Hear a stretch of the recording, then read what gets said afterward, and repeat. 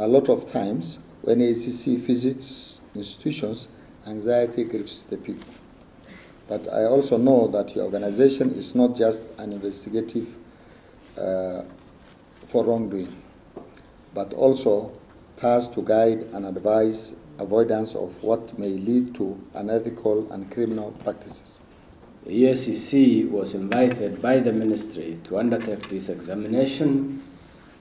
In addition, the Commission has from time to time received reports related to corruption and unethical behavior in the Ministry of Environment and Forestry.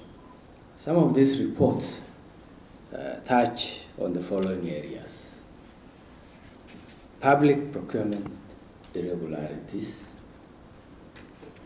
bribery, fraudulent acquisition and disposal of public property, and conflict of interest, among others.